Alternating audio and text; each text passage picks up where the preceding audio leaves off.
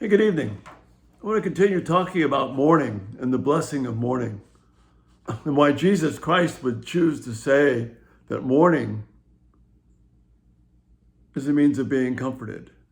Indeed, mourning is the gateway to knowing comfort. That's different for us. We don't think that way. We think that the way to comfort is not to have mourning at all. We think to have peace is not to have mourning. But mourning is a part of life because until the Lord comes back, sin will do damage here and is doing damage. Elements of the curse remain. Pain, agony, suffering are a part of life. Not all of life, for sure, but a part of it. That's something that we have to be aware of. We need to teach our children about this important gateway to comfort. We need to know mourning to do that. There's a songwriter, he goes under the heading of Sleeping at Last. And it's really insightful, moving music, but he has a song called Sorrow. Let me read you a few lines from this song of sorrow. When life interferes, the same rule applies to goodness and grief, for in our great sorrow, we learn what joy means. And what the writer means, I think, when he says when life interferes with the way you and I think it should go. In other words, God has something different than what you and I planned. And this same rule applies, both to goodness and grief. For in our great sorrow, we learn what joy means. And really, this theme is echoed by the Psalms. In Psalm 30, we read, "You turn my wailing into dancing. You remove my sackcloth and clothe me with joy. Take that my heart may sing your praises and not be silent. Lord my God, I will give you thanks forever." See, now we get a sense of context of what Jesus is talking about when he says, "Blessed are those who mourn, for they will be comforted." Because we know comfort by understanding what it means to mourn.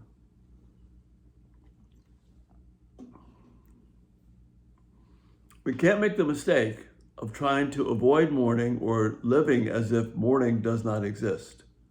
This is so huge for our children because our children, on a sliding scale of difficult things, will have reasons to mourn. It may be initially a lost toy or a lost favorite stuffed animal, but then it may be a lost pet. And then it may be a lost loved one. Those are all reasons for mourning.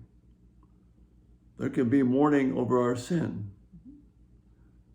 when someone does something wrong to us or we have done something wrong.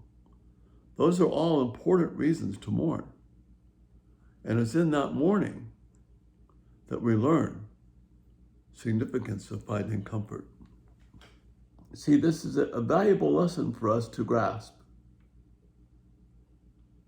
It's important for us to be able to understand what Christ means here. We need to teach our children about what it means to mourn and that there's comfort. Psalm 46 says, even if the world falls into the sea and our world seems upside down, God is there. The sacrifice of Christ is there. See, the cross of Christ, if we use it only for salvation, we lose sight of what loving God is all about. The cross of Christ, the burden that Christ bore, means that you and I can know peace. That Jesus brings redemption from even our deepest times of mourning and loss and hurt. It's important for us to know what it means to know and trust God. We have to grasp the importance of mourning and see that mourning is that gateway to joy, that gateway to comfort. Blessed are those who mourn, for they will be comforted. This is an important truth. It's one that you and I have to latch onto deeply, because we can't avoid mourning. We can't avoid mourning. And so many lives have been shipwrecked because they can't deal with grief and loss. But there was no greater grief or loss ever than the sacrifice that God made of giving his holy, precious, righteous Son, his unique Son, to rescue us and turn our mourning into dancing, and to give us hope, bring us joy and delight. But we know that through mourning. So let's not be afraid to mourn. The world doesn't have answers for mourning. Only the cross of Christ has answers for mourning. Hang on to that. Rest well this night, knowing that those who mourn are blessed and they'll be comforted. And that's the thought for this night. Thanks so much for being here. Again, love your feedback. These are important things for us to be able to grasp. You have a great evening, trusting God, knowing that you'll be comforted in your mourning. Good night.